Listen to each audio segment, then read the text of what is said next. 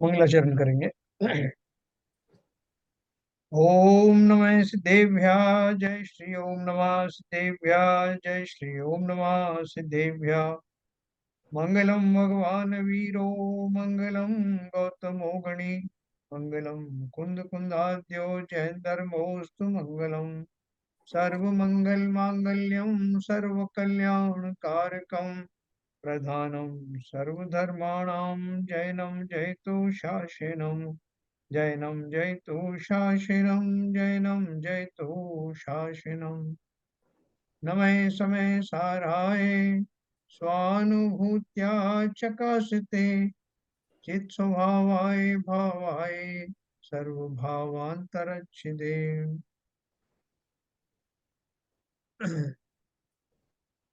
समय सार नाम के ग्रंथ की गाथाओं के ऊपर लिखे गए कलशों का आचार्य अमृतचंद्र ने विशेष प्रयोग करके समय सार को और भी अविस्मरणीय बना दिया।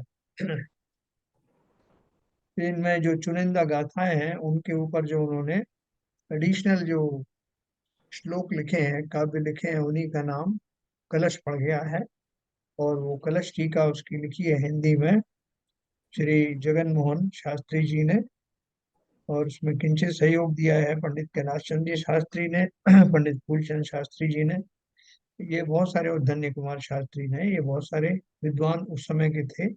आज से लगभग 50-60 साल पहले की ये रचना है। तो कल अपन ने जो कुछ पढ़ा था उससे आगे चलेंगे। इसमें जो विषय का जो विवेचन हुआ है, यानी जो आ, उसका कंटेंट जो है वो किस प्रकार से दिया, जैसे समय सार में है उसी तरह का उन्होंने वो दिया है, विषय सूची दिया है।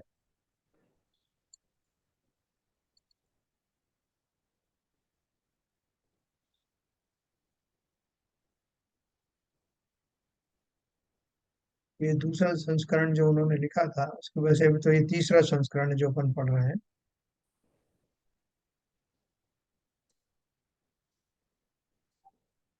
इस ग्रंथ की प्रथमावृत्ति का समाज के सभी वर्गों में भारी समादर हुआ। मुमुक्षु जनों ने इसका पठन पाठन हुआ है। यह मेरे लिए प्रसन्नता की बात है कि पंडित जगन मोहन लाल जी कह रहे हैं। यद्यपि तब ग्रंथ का लागत से आधा मूल्य मात्र 10 रुपया रखा गया था, पर प्रकाशन संस्था के उदार सिंहई बंधुओं ने आधे से अधिक ग्रंथ योग्य पात्रों तक बिना मूल्य पहुंचाए, और वह संस्करण कुछ महीने में ही समाप्त हो गया था। गत 2 वर्षों से ग्रंथ की मांग आ रही थी, पर इसके पूर्व पाठकों की आकांक्षा पूर्ति नहीं की जा सकी, है ना। इसमें उन्होंने बहुत सारे नए नए सुझाव दिए हैं, और सुझाव के बाद में यहाँ पर ग्रंथ का विषय विभाजन ऐसा किया है। मूल ग्रंथ से ही समय सार के समान ही कलशों का विषय विभाजन आचार्य श्री अमृतचंद्र जी ने 12 अधिकारों में किया है, जो निम्न प्रकार से है। पहला, जीवा जीवाधिकार, ये समय सार में ऐसे ही दिया हुआ है। दूसरा, जीवा जीवाधिकार उत्तर रंग, ये पूर्व रंग, ये सेकंड हाफ उसका। तीसरा, कर्ता कर्म अधिकार। चौथा, पुण्य पाप अधिकार। पांचवा, आश्रव अधिकार। छठा, संवर अधिकार। सातवां, निर्जरा अधिकार। आठवां, बंधाधिकार। नौवां, मोक्षाधिकार। दसवां, वर सर्व विशुद्ध ज्ञानाधिकार। 11वां, स्याद्वाद अधिकार। और 12वां, साध्य साधक विचार।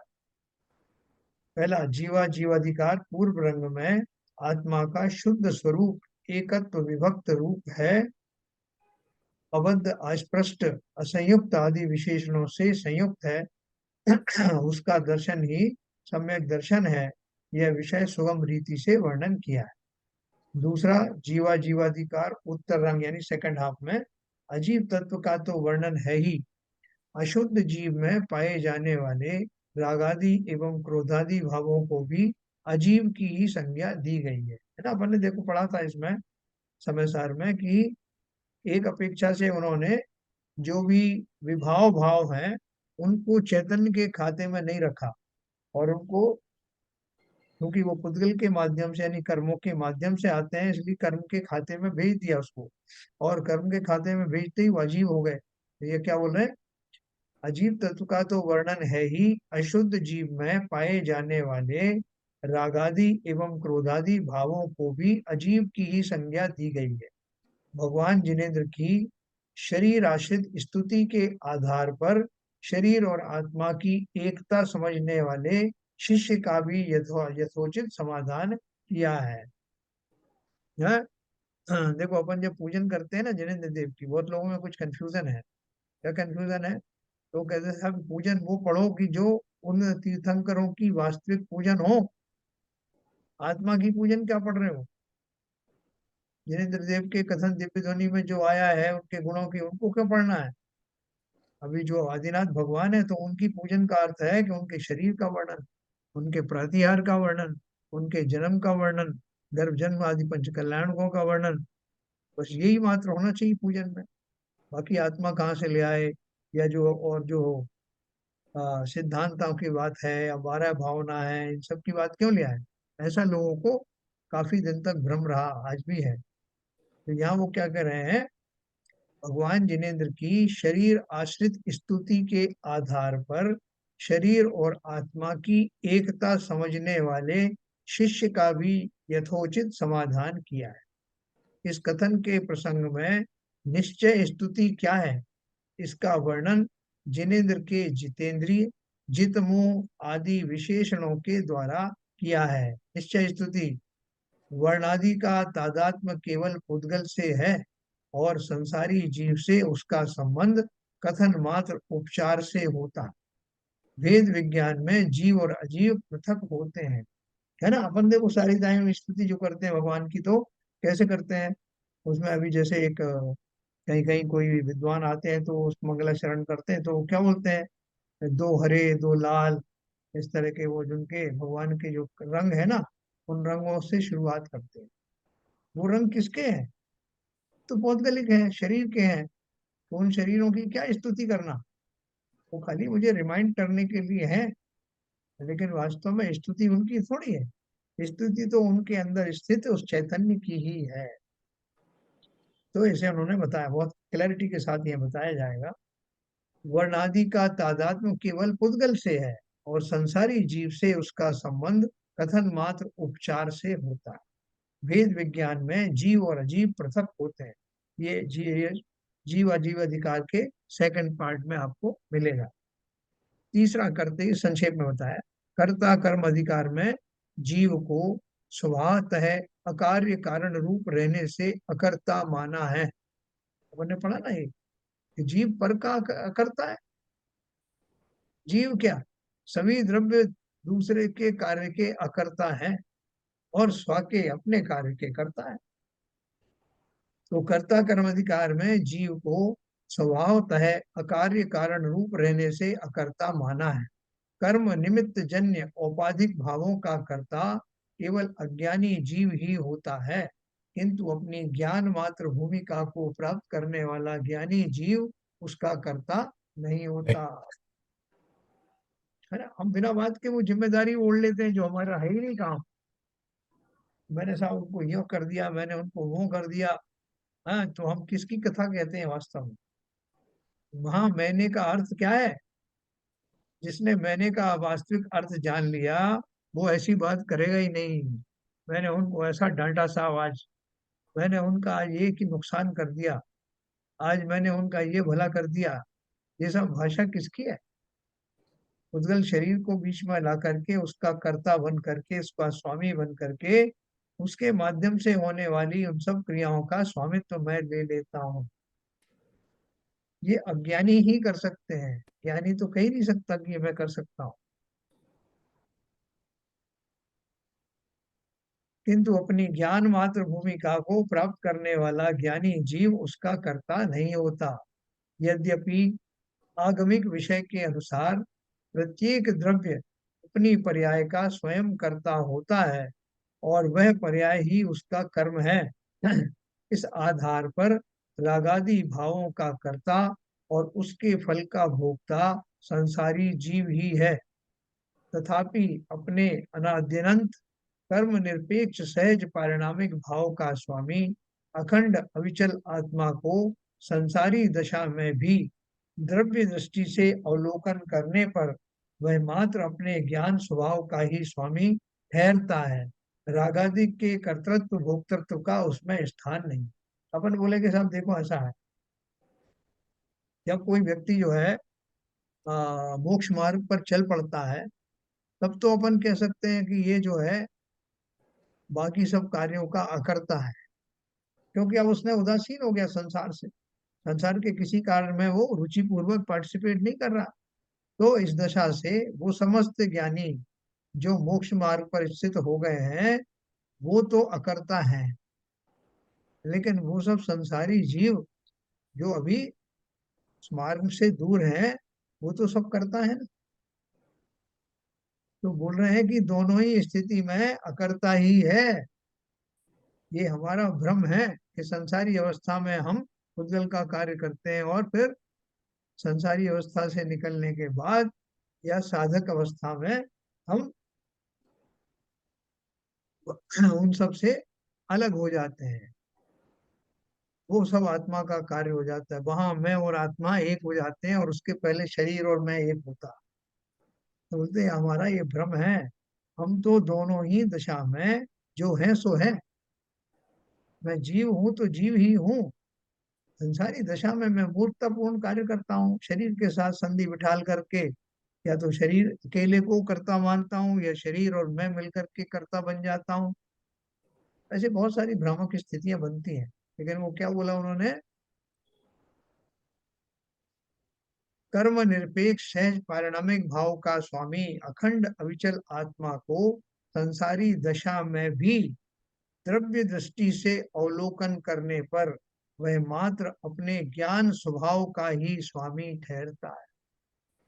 कि साहब ये शरीर मेरा, संसारी अवस्था में तो ये शरीर मेरा है साहब, संसारी अवस्था में तो मैं शरीरधारी ही हूँ, और शरीर और वो मैं मिलकर ही वास्तव में मैं हूँ। तो बहुत क्लैरिटी के साथ समझना, संसारी अवस्था में मैं मूर्ख हूँ, मूर्खता के कारण ऐसा मानता हूँ, लेकिन मेरा स्वरूप थोड़ी बदलता है। मैं जो आत्मद्रव्य हूँ सो तब भी था, अब भी हूँ, आगे भी रहूंगा। अशुद्ध अवस्था काय की है ना। तो देखो क्या बात कर रहे हैं, रागादि के कर्तृत्व भोक्तृत्व का उसमें स्थान नहीं है। जो जीव अपने ज्ञान मात्र स्वभाव की भूमिका को अकंप रूप से स्वीकार करता है, वह कर्म बंध रहित होता है, और पुरातन कर्म यथा समय उसे स्वयमेव छोड़ देते हैं। लोक में प्रचलित परद्रव्य के कर्ता और कर्म पने की चर्चा का यहाँ कोई मूल्य नहीं है, क्योंकि यथार्थ में परद्रव्य के साथ कर्तृ कर्मपना है ही नहीं। वह मात्र लौकिक कथन है जो पूर्णतः उपचरित है। निमित्त नैमित्तिक संबंध के कारण इस तरह का उपचरित कथन शास्त्रों में किया गया है।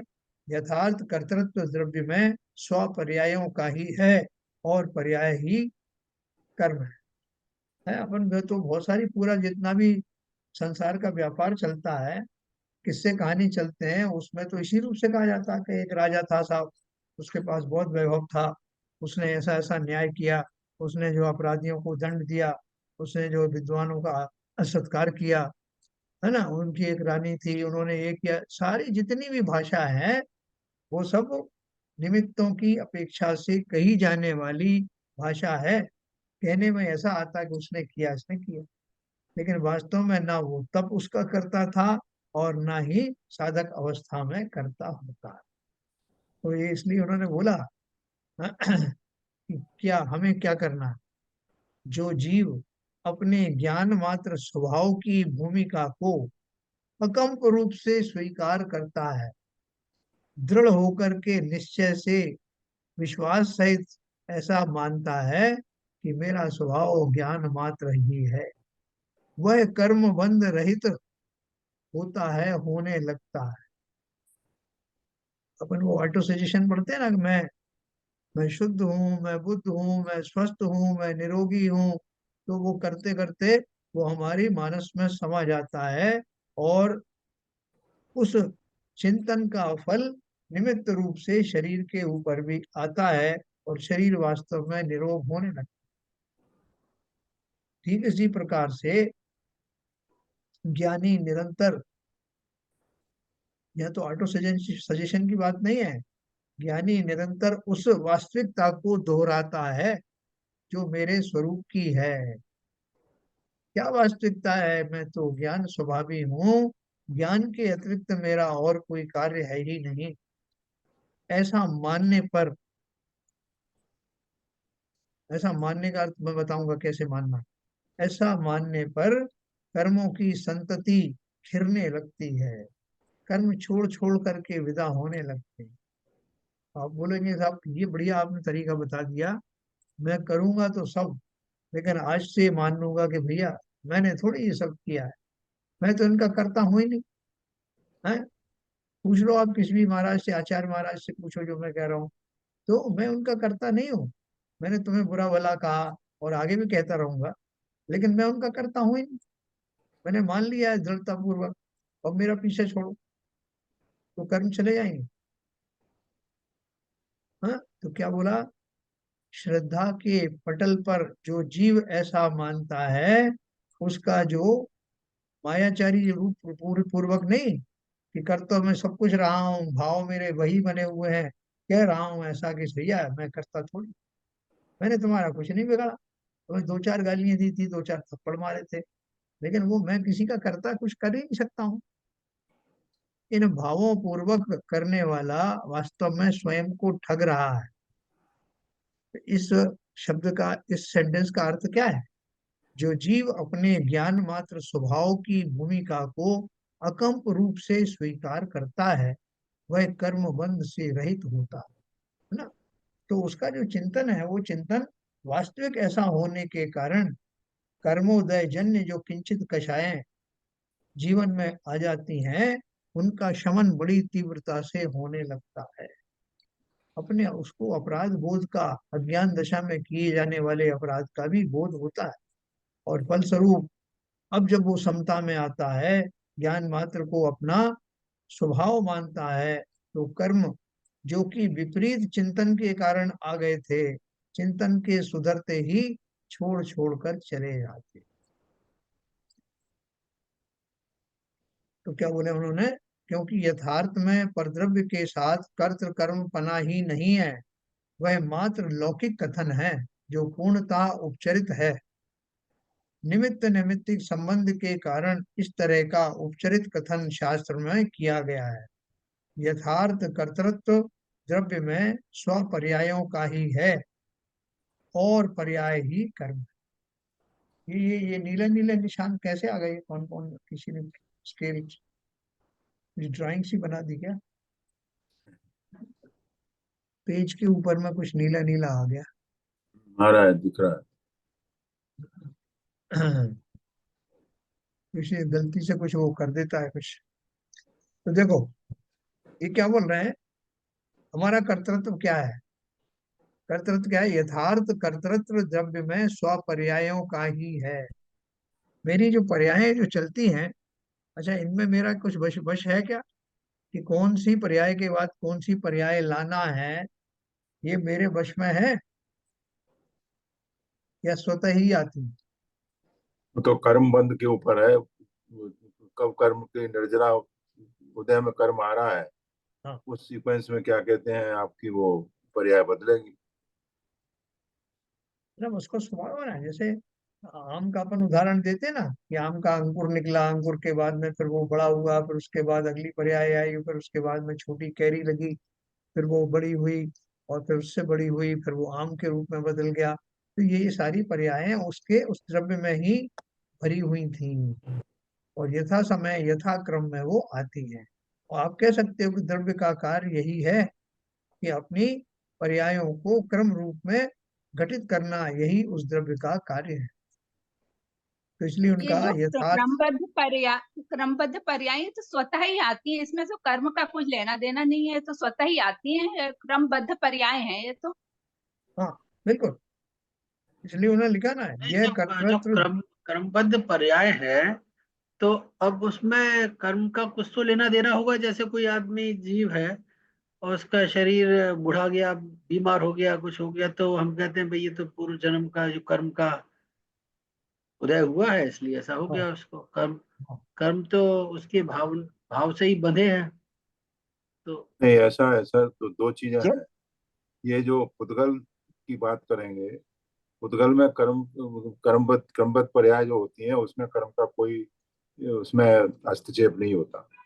मगर जीव के लिए तो कर्म जो भी पर्याय आती हैं जो बदली जाएंगी, जो भावों से आती है, कर्मों का उदय होता है उससे होता है। अगर वो ज्ञानी जीव है और उसको संक्रमण से समता भाव से क्या कहते हैं उनको निर्जरा अगर होती रहेगी तो वो निर्जर तो होती रहेंगी। अगर अज्ञानी जीव है तो उसके जीवन में तो पर्यायों में कर्म का खेल है। आप यही कह रहे हैं ना कि जो क्रमबद्ध पर्याय है, ज्ञानी अज्ञानी होने की वजह से वो क्रम में कुछ उलटफेर हो रहा है। नहीं, तो उलट फिर जरूर होता है। अगर ज्ञानी है तो अगर वो उसमें संक्रमण भी हो सकता है जो उदय में आ रही है वो पर्याय। ये तो अपन ने देखो पर मैं जब यहाँ कुछ जब बोलना चाहती हूँ। भाई हाँ बोलिए। साहब, हाँ भाई एक एक है, करके जब एक तक एक करके द्रव्य में परिणमन है हाँ पर्याय चलती रहेंगी। परिणमन का बराबर। मतलब ये, परिणमन का मतलब परिणमन हो, जब परिणमन चल रहा है तो पर्याय आ रही हैं। हम्म, परिणमन जो है वो मेन परिणमन तो है। होगा बाबूजी, हर एक लेकिन द्रव्य कौन में सी होता पर्याय है। आ रही है? हर एक नहीं हर नहीं, एक द्रव्य की पर्याय, हर एक द्रव्य की पर्याय आती रहती हैं। पर्याय तो नहीं देखो। आएंगी ही, लेकिन हाँ कौन सी आ रही है पर्याय वो? मान हाँ, ये बहुत लीजिए, बढ़िया। अभी जैसे अभी आज मैं अभी स्वस्थ हूँ, कल मैं बीमार पड़ जाऊं और हाई टेम्परेचर आ जाए या कोई और प्रॉब्लम आ जाए, तो मेरी हाँ पर्याय कल बदल गई ना। केवल ज्ञानी जानता है कौन सी पर्याय आएगी। नहीं नहीं, बात वो नहीं चल रही जानने की बाबूजी। बात हो ही नहीं रही है सर। ये बात क्या कर रहे हैं कि दो तरह हाँ की पर्याय घटित हो रही हैं। एक हाँ तो जो है कर्मों के संदर्भ में कर्मों से युक्त होकर के जो हाँ मिली जुली पर्याय आती है, शरीर में रोग आदि आ गए, ठीक है, शरीर में रोग आदि आ गए और तो उसके हाँ अंदर में बैठा हुआ है जीव आकुल व्याकुल हो रहा है। एक पर्याय तो ये वाली हुई।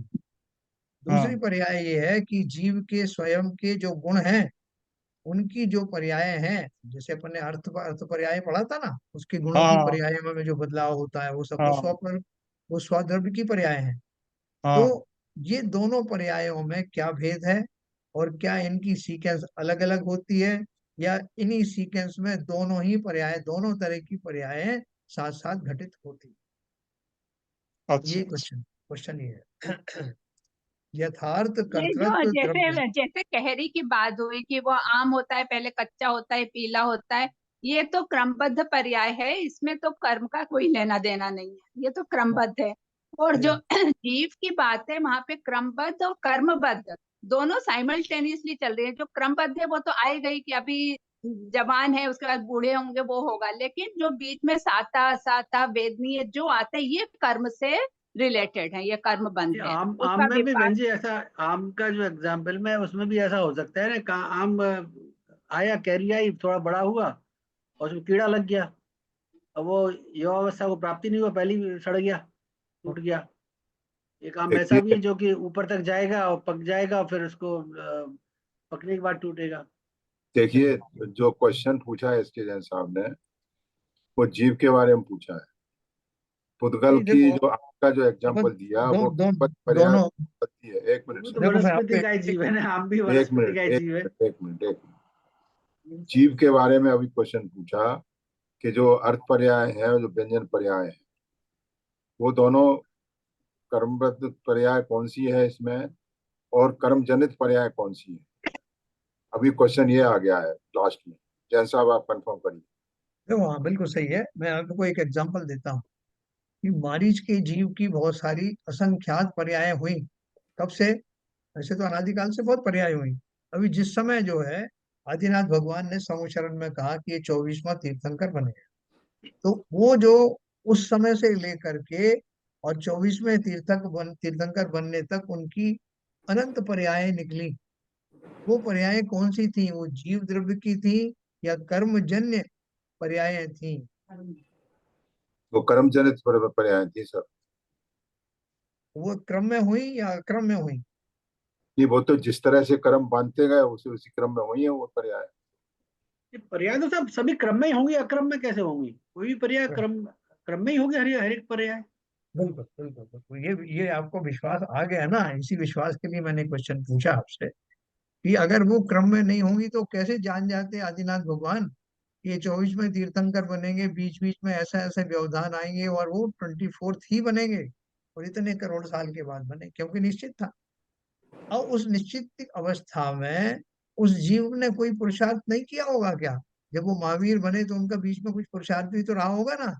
तो वो पुरुषार्थ को आप कहाँ लेके जाओगे? उसको पुरुषार्थ जो है उनका उनका स्वाभाविक दशा थी या कर्मजन्य अवस्था थी या कैसे रखो?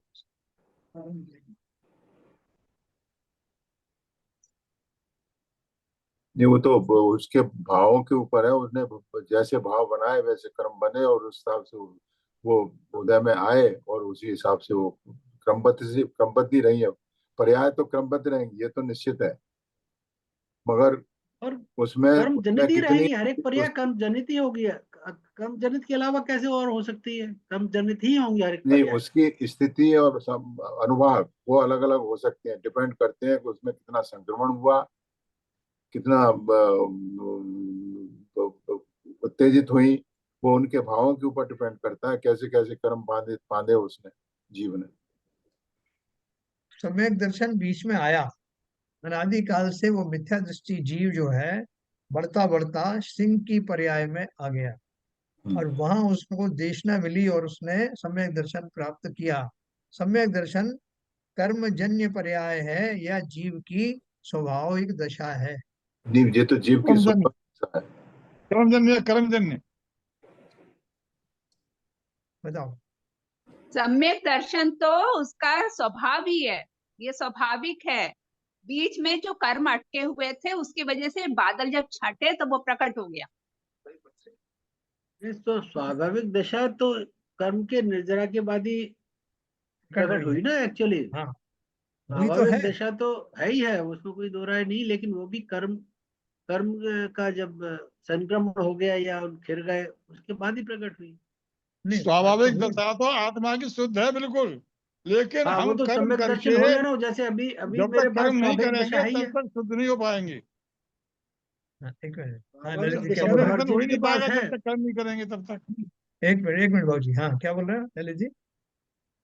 स्वाभाविक दशा तो हर एक जीव के पास है, लेकिन अभी हम्म। वो स्वाभाविक दशा के ऊपर जो आवरण पड़ा हुआ है, तो हाँ, इसलिए वो उस आवरण की वजह से उस स्वाभाविक दशा को प्रकट नहीं कर पा रहा है एक्चुअली। वो उसी के अंदर छुपी हुई है एक्चुअली। देखो इसमें जो अपन जो मिला जुला हुआ अपन जो मिक्स में अपन थोड़े कंफ्यूज हो रहे हैं ना, कि वो जो कर्मों का उदय है वो चला गया, तभी उनका स्वाभाविक पर्याय प्रकट हुई। तो वो जो कर्म थे, क्या कर्म उस पर्याय को रोके हुए थे? कर्म के कारण वो रुका हुआ था, या जीव की अपनी चारित्रिक दुर्बलता के कारण वो उनकी वो पर्याय रुकी हुई थी? चारित्रिक इसलिए दुर्बलता। डायरेक्ट जरूरत है एक्चुअली, क्योंकि कर्म का इन सब का निमित्त निमित्त नहीं निमित्त साहब, है ना, देखिए। हाँ, रिलेशनशिप। तो बहुत इसलिए बढ़िया वो बात। हो गई ऐसा। बहुत बढ़िया, जो निमित्त नहीं, निमित्त देखो। का आपने बात कही। हाँ, नहीं, बोलिए। वो देखो, ऐसा है, जब तक कर्म को निर्जरा नहीं होगी तब तक स्वाभाविक दिशा कैसे आएगी? कर्म तो उसको रोके हुए थे। जब 24वें तीर्थंकर बनेंगे, इतने दिन तक उनको अपने कर्मों का उदय होना था। तो कर्मों हाँ, का उदय होना जब था, तो उसको होना था, रोक एक के बात रखा। अलग है। नहीं, उसको होना था, रोक के बात रखा। अलग है। उसको रोक के रखा 24 तीर्थंकर पर बनने के लिए। ये कर्मों का ही तो था। अलग अलग योनियों में गए, अलग अलग उसमें भटकते रहे। उन्होंने 363 धर्मों की रचना की। ये सारे भाव उनके प्रकट हुए। ये नहीं सब तो क्या था? कर्म कर्म करता थे क्या? नहीं, निमित्त थे। करते हाँ, ही थे, निमित्त बस थे, उतनी मगर बात कर रहे उनका हैं। उनका रोल तो था ना।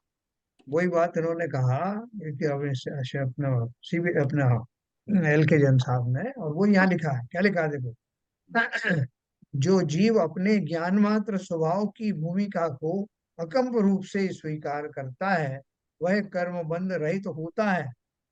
कर्मों की को अपना कर्ता मान लेने से मैं वैसे ही बंध को प्राप्त हो जाता हूँ, और पुरातन कर्म यथा समय उसे स्वयमेव छोड़ देते हैं। लोक में प्रचलित पर द्रव्य के कर्ता और कर्मपने की चर्चा का यहाँ कोई मूल्य नहीं है, क्योंकि यथार्थ में परद्रव्य के साथ कर्तक कर्म कर्तृ कर्मपना ही नहीं है। वह मात्र लौकिक कथन है जो पूर्णतः उपचरित है। निमित्त नैमित्तिक संबंध के कारण इस तरह का उपचरित कथन शास्त्रों में किया गया। तो इसका मतलब यही तो हो गया भाई, सबको एक दूसरा पर द्रव्य कर्ता कर्म होता ही नहीं है। जब नहीं होता है तो जो दूसरी चीजें वो निमित्त नैमित्तिक ही संबंध है। यस, यानी जीव उसे अपनी चाहे ऐसा कमजोरी कह से, लें चाहे लौकिक भाषा में कह लें, मतलब तो उसका वही है। यानी ना तो कर्म ने जीव का कुछ किया, ना जीव ने कर्म का कुछ किया।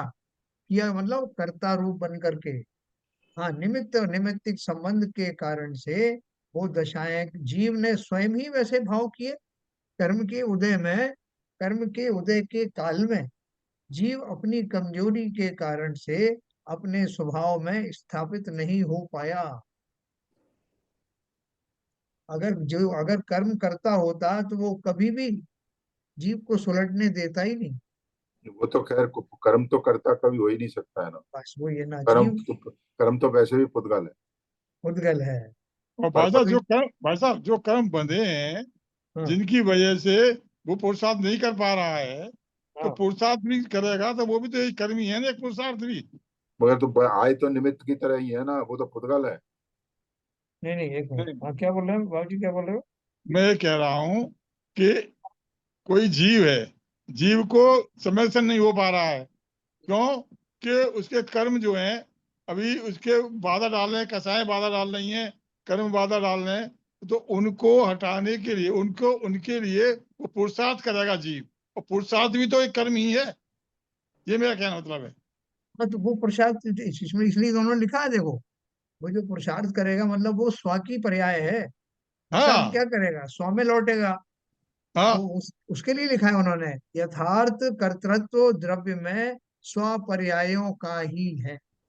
हाँ, जिस पुरुषार्थ की आप बात कर रहे हो, पुरुषार्थ क्या है? स्व में लौटने का। स्वयं में अपने लौटना चाहिए। स्वभाव की दशा, हाँ, तो अपनी ही पर्याय है, उसे वो कर तो सकता है। इसमें कर्म कहाँ से आ गया वही बीच कर में? सकता है वो, कर बाबूजी ही वही कर्म सकता कहाँ है से, भाई साहब वो। कर्म कहाँ से आ गया बीच में इसमें?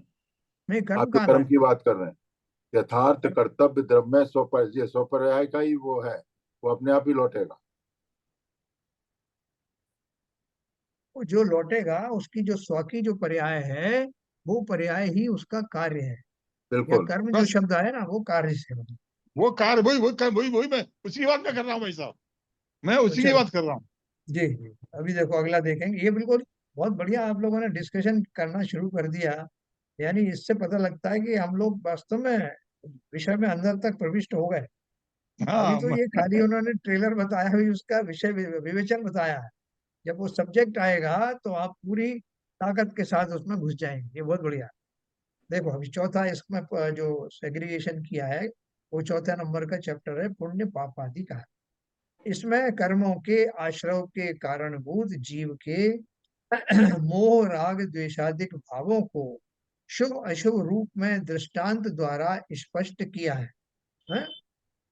जैसे बेड़ी लोहे की हो या स्वर्ण की हो, जीव के बंधन में कोई भेद नहीं करती। इसी प्रकार पुण्य बंध और पाप बंध भले ही अपने स्वरूप में सांसारिक फलोपभोग की अपेक्षा भेद रखते हों, तथापि परमार्थ से दोनों ही जीव के लिए बंधन स्वरूप हैं और मुक्ति के कारणों से विपरीत हैं। प्रीत है। ऐसा वर्णन करते हुए मोह राग द्वेष के इन विविध रूपों को अज्ञान भाव ही कहा है। इस अज्ञान भाव में ही जीव पुण्य पाप में भेद करता है। मोह कर्म घातिया है, अतः पाप रूप ही प्रकृति है। शुभाशुभ राग उसी के दोनों पुत्र हैं, अतः पाप ही हैं। इसे शूद्र का पुत्र के दृष्टांत से समझाया गया है। ये आगे आएगा, इसका उदाहरण बहुत अच्छा आएगा। तो देखो अभी अपन संक्षेप में बात करें कि हम और आप सभी लोग जो हैं मंदिर में जाते हैं, मंदिर में प्रवेश होने से लेकर के और सब पूरी का क्रियाएं संपन्न करने के बाद जब लौट के आते हैं, तो हमारा पूरा अभियान इस बात पर केंद्रित होता है कि मुझे इस काल में जितना समय मिला है उसमें पुण्य का उपार्जन करना। हम ये भी सोचते नहीं है, वो अनजान, आप कहोगे साहब अनजाने में तो होता है कि मुझे अशुभ से बचना है। हम उसके बारे में भी ज्यादा विकल्प नहीं करते, बचना है कि नहीं बचना। हमारा उद्देश्य क्या है कि ये जो मैं 2 घंटे के लिए आया हूँ मंदिर में, इसमें मैक्सिमम पुण्य बटोर लूं, या भगवान से अपनी जो जो परेशानी है उनकी चर्चा कर लूं, या मात्र इसने आने से मैंने जो पढ़ा है, लोगों से सुना है कि मंदिर आने से बहुत सारे लाभ होते हैं, अब अगर मुझसे पूछे कोई तो क्या लाभ होते हैं, तो मेरा 90% या 99% मेरा चिंतन यही है, जो भी मैं लाभ बताऊंगा वो सारे लाभ मोस्टली सांसारिक के ही होंगे, सांसारिक वाले ही। आप कोई बोले तो नहीं साहब हम तो वहां जाते हैं तो हम मोक्ष की भी बात करते हैं, हम जो मोक्ष फल चढ़ाते हैं कि नहीं, फलम निर्पामिति, मोक्ष फल प्राप्त फलम निर्पामिति हुआ, आप कैसे बोल रहे हैं मोक्ष की कामना नहीं करते? तो हम रूटीन में कहते हैं, 8 द्रव्य चढ़ाऊंगा तो फल को थोड़ी छोड़ दूंगा। लेकिन हमारा जो कंसंट्रेशन है, अबुद्धि पूर्वक कर डालते हैं, अबुद्धि अबुद्धि पूर्वक पूर्वक वही कर होता डालते है, फल भी अबुद्धि पूर्वक चढ़ाता हूँ, अबुद्धि पूर्वक ही अशुभ छूट जाता है। मैं उसको भी छोड़ने की बात ही नहीं करता, वो छूटे या ना छूटे, मुझे पुण्य बंधना चाहिए। देखो आप सोच के देखना, अपना अपना एनालिसिस करके देखना कि हमारी जो पूरी जो 2 घंटे का इतना बढ़िया हमारा समय है, उसका सदुपयोग नहीं करते हम। उसका सदुपयोग ना करके हम वास्तव में उस समय को पुण्य आदि के बंध में, निचली जाति का छिछला पुण्य, उससे ही हम अपना भला मान लेते। उत्कृष्ट पुण्य सातिशय पुण्य तो उस दशा में बनता है जब मुझे ना पुण्य की कामना हो, ना ही उस जैसा उसकी प्राप्ति की कोई क्रियाएं हो, वो अपने आप बनता है, ना वांछा के बनता है, वांछा हो तो बनता नहीं। तो वो ये जो पुण्य पाप अधिकार अपन जो पढ़ने जाएंगे जा रहे हैं, उसमें आपको पता लगेगा कि वास्तव में इस मेरे ये 2 घंटे का जो मेरा प्रोग्राम रहता है, उस प्रोग्राम में जो मुझे फायदा मिल सकता है, करोड़ों, जैसे करोड़ों रुपए बरस रहे हैं एक जगह पे, वहां नहीं जा करके मैं वहां चला गया जहां पर 2-2 4-4 रुपए मिल रहे हैं। मेरा वही है, सही स्थिति ना जानने के कारण मैंने अपने उम्र के 40-50 साल निकाल दिए और कोड़िए बीनता रहा, और वहां रत्नों की जो बरसात होती, यानी शुद्ध स्वभाव की जो निकटता आती, उससे तो मैं वंचित रहा, आज भी वंचित हूँ। और जब तक सुधरा नहीं, जीवन यूं ही निकल जाने वाला है, उन पलों का मैंने वास्तव में उपयोग किया ही नहीं है। ये बात आपको लग रही है ऐसा?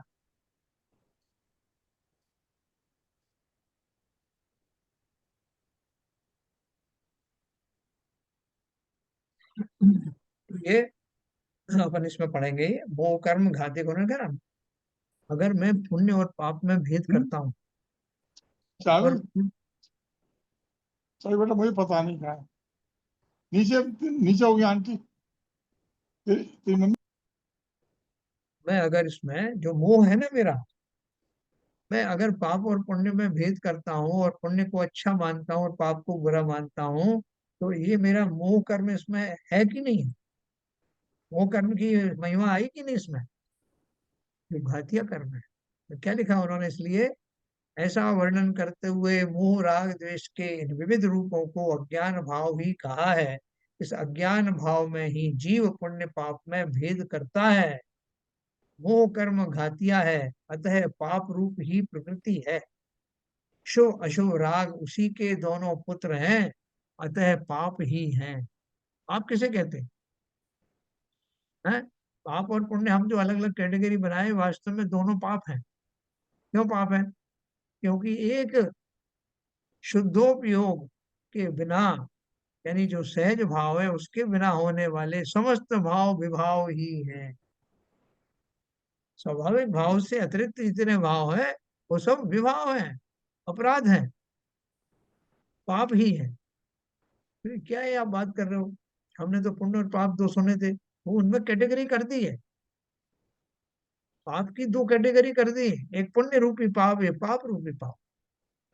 बाकी तो स्वभाव से विपरीतता होते ही विभाव की उत्पत्ति होती है। और विभाव जो है मेरे लिए पाप किसे कहते हैं? जो मैं नहीं चाहता, जो अवांछित है, वो सब पाप है मेरे लिए। तो हम अब उस लेवल पर आ गए हैं, पाप, सारी दुनिया पाप को पाप कहती है, और ज्ञानी पुण्य को भी पाप की कैटेगरी में ही मानता है। किस अपेक्षा से? है ना, अपेक्षा समझना उसमें।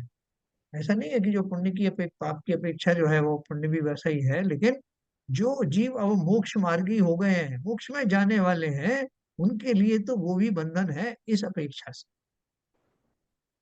तो इसे शूद्र का पुत्र के दृष्टांत से समझाया गया है। अगला जो चैप्टर 1 पढ़ेंगे वो है आश्रव अधिकार। राग द्वेष मोह के बिना जीव का ज्ञान रूप परिणमन ही आश्रव भाव को रोकने वाला है।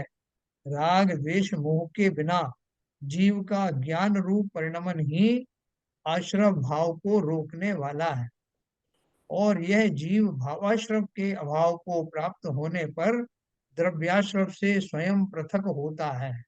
ज्ञानी जीव राग द्वेषों का बुद्धि पूर्वक स्वयं त्याग करता है और अबुद्धि पूर्वक कर्मोदय से होने वाले राग द्वेष से बचने के लिए बार बार अपनी निज शक्ति में ही उपयोग लगाता है। यानी क्या है कि हमारे आसपास जो कुछ है, जो दशाएं फैली हुई हैं, वो कर्म हमारे चारों तरफ फैले हुए हैं। कर्म जन्य जो प्रसंग है वो सब फैले हुए हैं, घटनाएं फैली हुई हैं, पात्र पात्र जो है चारों तरफ घूम रहे हैं। तो अब उसमें मैं क्या कर सकता हूँ? ना तो मैं इन पात्रों को कहीं बाहर भेज सकता हूँ, ना उन घटनाओं को रोक सकता हूँ। तो मेरे पास क्या है जिससे कि मैं उन घटनाओं के माध्यम से रागी द्वेषी ना हो, नवीन कर्म ना बांधूं? उसके लिए मेरे पास में क्या उपाय है? उन्होंने क्या बोला? ज्ञानी जीव राग देशों का बुद्धि पूर्वक स्वयं त्याग करता है।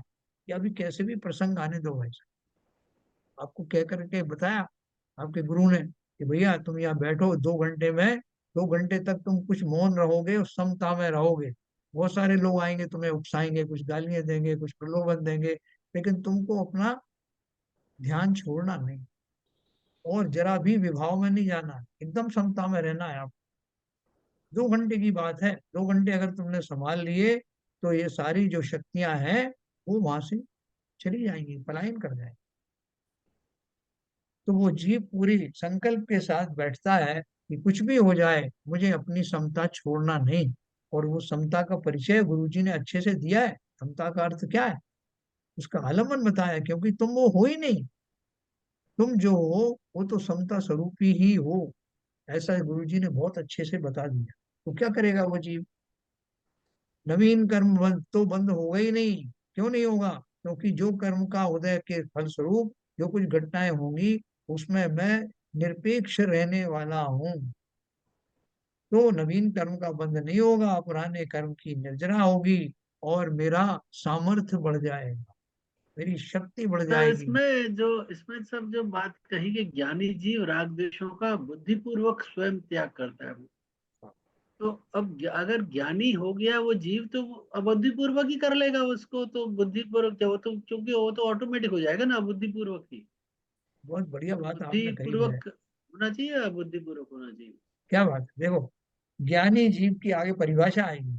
ज्ञानी कहाँ से शुरू होता है? चतुर्थ गुण स्थान से शुरू होता है, सम्यक दर्शन से शुरू होता है। वो अविरति से भी शुरू होता है, जिसने अभी विधिवत अणुव्रत आदि धारण नहीं किए हैं, उससे लेकर के और 12वें गुण स्थान तक के जीव सब ज्ञानी जीव है ना। जो ज्ञानी की बात कर रहा है, उससे ऊपर के तो ज्ञानी है ही है। तो बात यहाँ ये चल रही है, ज्ञानी जीव राग देशों का बुद्धि पूर्वक स्वयं त्याग करता है और अबुद्धि पूर्वक कर्मोदय से होने वाले राग देश से बचने के लिए, देखो नीचे लिखा है ना, बचने के लिए बार बार अपनी निज शक्ति में ही उपयोग लगाता है।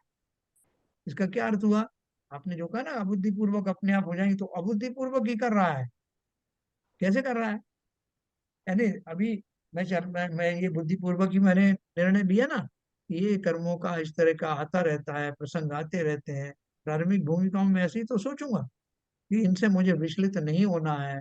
मैं उसके लिए शुरू में प्रवृत्ति रूप संयम धारण करता हूँ कि मैं आलोचना करूंगा, मैं प्रतिक्रमण करूंगा, मैं इसमें बैठूंगा, मैं मंदिर जाऊंगा, मैं वहां पे, ये सब जो है प्रारंभिक दशाओं में आता है। और उसके बाद में अबुद्धि पूर्वक जो आपने कहा वही तो लिखा उन्होंने कि ज्ञानी जीव राग द्वेषों का बुद्धि पूर्वक स्वयं त्याग करता है और अबुद्धि पूर्वक कर्मोदय से होने वाले राग द्वेष से बचने के लिए बार बार अपनी निज शक्ति में ही उपयोग लगाता है ना। जो आप सोच रहे थे वो वहां दिया हो। राग द्वेष मोह ही जीव के लिए बंध के कारण है, अतः उनके अभाव में ज्ञानी को अबंधक कहा है। क्योंकि वो राग द्वेष नहीं है तो अबंधक हो गया। जो जीव अपने शुद्धात्मा के आलम्बन से च्युत होकर रागादि योग को प्राप्त होते हैं, वे अवश्य ही कर्म बंद करते हैं। उक्त कथन से यह तात्पर्य निकलता है कि शुद्धात्मा का ही अवलंबन करना है ना। ये तो खाली ये छोटा सा आपको विषय वस्तु दिए, इसमें आप पूरा एक चैप्टर है। अब सोचो हम कितने भाग्यशाली हैं कि ये तो खाली उसका एक लेवल है, टाइटल है। जब उसकी गहराई में जाएंगे तो न केवल हमारे बहुत से भ्रम टूट जाएंगे, बल्कि स्मूथली हम उसमें आरूढ़ भी होने लगेंगे। आपको पता नहीं लग रहा, ये सारी चीजें हमारे संस्कार में जा रही हैं। समय सार के बाद मैंने ये ग्रंथ इसीलिए लिया कि इससे पहले कि उसका स्वाद विस्मृत हो, आचार्यों के माध्यम से मिश्री घोल दी जाए आपके अंदर। शक्कर का जो स्वाद लगा था उस पर मिश्री का लेप और चढ़ा दिया। लगे लगाए में आपको ये सब समझ में आएगा और पक्की फाउंडेशन बन जाएगी। तो इसलिए आप देखो ये सब इसके अभी वो चैप्टर का संक्षेप वर्णन। सब आश्रम अधिकार हो गया।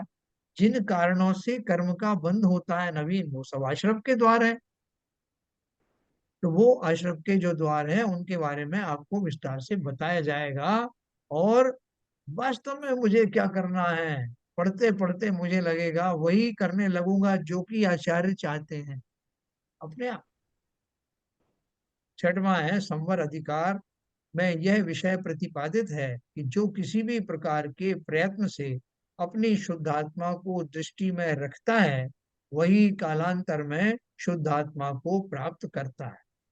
अपनी शुद्धात्मा को, हाँ, वेद विज्ञान की शक्ति से जो अपनी निज की महिमा में रत होते हैं, उन्हें ही आत्म तत्व की उपलब्धि होती है। जो ऐसा नहीं करते वे संसार में भटकते हैं। शुद्धात्म तत्व की उपलब्धि से ही कर्मों का संवर होता है। अभी तक जो भी सिद्ध परमात्मा बने, वे भेद विज्ञान के बल पर ही बने हैं। और जो संसार में भ्रम रहे हैं, वे भेद विज्ञान के अभाव के कारण ही भ्रम रहे हैं, भटक रहे हैं। ये छठवां हो गया। सातवां अधिकार और पढ़ लेते हैं क्या है। यह प्रतिपादित किया है कि जिसके मोह राग और द्वेष का अभाव होता है, उस विरागी को उदय में आने वाला कर्म भोग कर्म बंध का नहीं, कर्म निर्जरा का ही कारण बनता है। कर्मों का उदय आ गया। अब बोल रहे साहब मैं तो घबरा रहा था कि कर्म का उदय आएगा तो क्या होगा, जो मेरे मैं तो सह लूंगा, लेकिन ये कैसे सहेंगे। पांडवों ने किया ना, दो छोटे भाइयों ने, हैं, नकुल और सहदेव ने बोला कि मेरे हमारे बड़े बड़े भाई जो हैं हमसे उम्र में बड़े हैं, हमने तो ये सह लिया उपसर्ग, वो बेचारे कैसे सहें। इसी के ऐसा चक्कर भाव आते गीता है ना। ऐसा भाव आते ही वो उमड़ पड़ा और उनका तो खेल वही हो गया। लेकिन वो जो है वो मोक्ष के अधिकारी बन गए। जिन्हें जाना था मोक्ष, वो निरपेक्ष भाव से चले। इसलिए बोल रहे हैं प्रतिपादित किया है कि जिसके मोह राग और द्वेष का अभाव होता है, उस विरागी को उदय में आने वाला कर्म भोग कर्म बंध का नहीं, कर्म निर्जरा का ही कारण बनता है। क्योंकि उसके अंतस में स्वयं की निज ज्ञान शक्ति का संवेदन और पर पदार्थ के प्रति वैराग्य का भाव नियम से रहता है। राजकुमार मुनि का उपसर्ग अगर नहीं आता, अपन कहने के लिए कह सकते हैं, तो उनको तत्काल केवल ज्ञान और मोक्ष भी कैसे होता। तो वो जो उपसर्ग था उनके जीवन में वसंत लेकर आया। कितना उपकार किया उस उपसर्ग ने। ये हम व्यवहार की भाषा में कहते हैं ना, ऐसे तो सब निमित्त निमित्तिक है। ठीक उसी प्रकार से संसार में होने वाली जो भी घटनाएं दुर्घटनाएं मेरे साथ घटित होती हैं, सभी मुझे मोक्ष मार्ग पर ले जाने में सहायक हैं। सोच के देखना, कि साहब ये तो आप गलत बोल रहे हो, मेरी घटना से मैं कितना बेचैन हो गया, मेरा फला फला का स्वर्गवास हो गया, मेरे शरीर में इस तरह की प्रॉब्लम खड़ी हो गई, और आप बोल रहे हैं कि सब मोक्ष मार्ग में ले जाने की व्यवस्था है। ये है क्या ऐसा? कल अपन इसका जवाब सोच के रखें। ठीक है सर, तो बहुत रोचक प्रश्न है और इनको अपन सब एड्रेस करेंगे, और आप सब वही उत्तर देंगे जो आचार्यों ने कहा है, क्योंकि उन्होंने अपने आत्मानुभव से कहा और उसी ज्ञान को तर्क की कसौटी पर हम लोगों ने उतारा। चलिए, तो जिनवाणी स्तुति करें।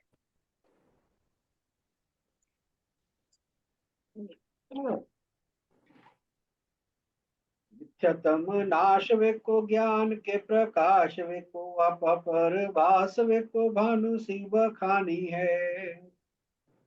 छहो द्रव्य जान वे को बंध विधि भान वे को स्वपर पिछान वे को परम प्रमाणी है।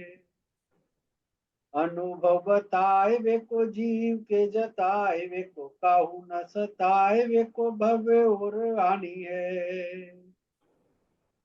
जहाँ तहाँ तार वे को पार के उतार वे को सुख विस्तार वे को यही जिनवाणी है।